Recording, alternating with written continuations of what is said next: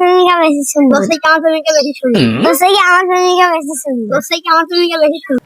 কিরে ভাইপো, তোরা কি নিয়ে তর্কাতর্কি করতেছিস? চাচা দেখেন দিন কার মালটা বেশি সুন্দর। চাচা আমার মালটা বেশি সুন্দর তো বিশ্বাস করতিস না।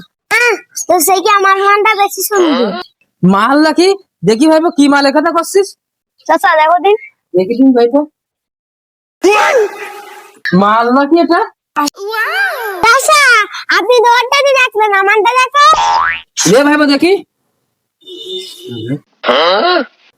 আরে ভাতিজা, এই মাল তো দুইটা একজনেরই, উবির এরকম হবে।